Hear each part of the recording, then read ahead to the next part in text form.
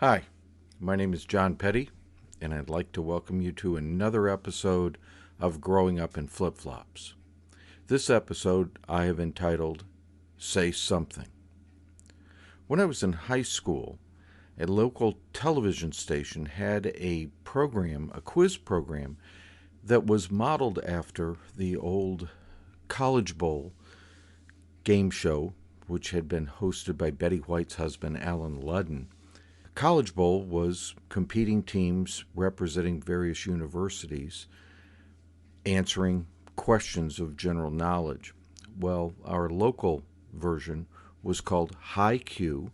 It did not have colleges, but it had representatives of local high schools competing, again answering questions of general knowledge. The television station had contacted a guidance counselor at the high school and asked him to select participants. He came and selected a friend of mine and myself and two other kids, brought us in and told us what we were going to do. The only instructions I remember from that initial meeting was, one, how nervous I was at this idea because it was going to be a live television show. It was going to be seen by everybody, and praying that I did not screw up and completely embarrass myself.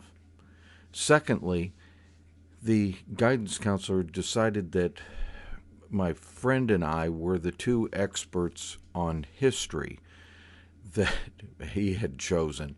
And he had a paperback book, it was rather thick, that was the history of the world or something like that. And to my astonishment, he opened it kind of at the middle, flipped it open, tore it in half down the binding, handed one half to my friend, the other half to myself, and the only instruction was memorize it. Well, that was obviously impossible. I did skim through it, look through it, but that was the effort that I was going to put into this. I decided I was basically going to go in cold. I was either going to succeed or fail with what I knew. That did not change my nervousness.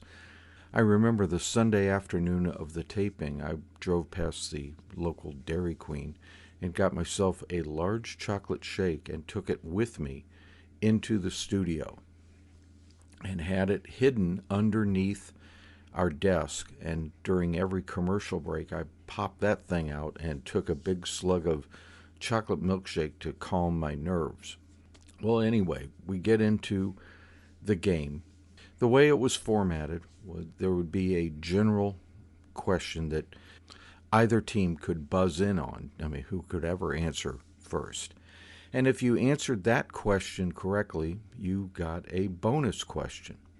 So it's going back and forth. One team buzzed in first, answered incorrectly, then the opposing team got a freebie shot at answering it, and then obviously a shot at a bonus question.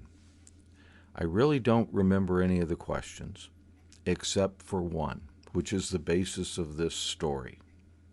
Came down that we had gotten a question correct, and the bonus question was, name the highest ranking Confederate general from the state of Florida.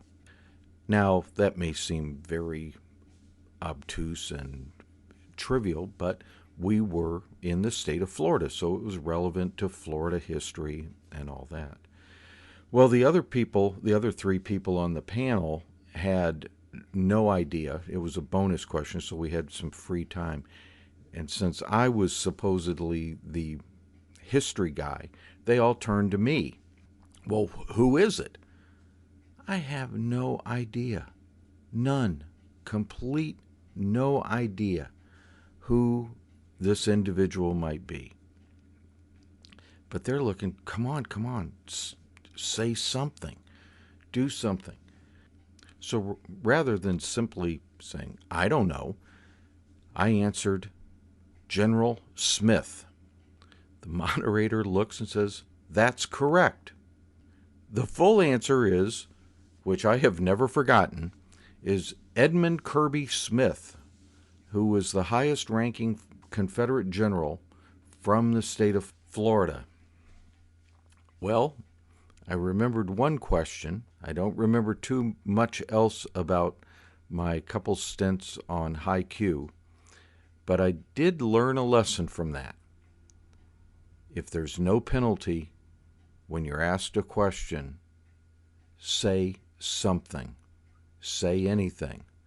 I could have said General Jones, but I happenstance just picked General Smith and was correct. I've never forgotten that. I guess there is something to that old adage, I'd rather be lucky than good. This was obviously the case this time. Thank you for listening. I hope you enjoyed this episode, and I'll be back next week. Thank you.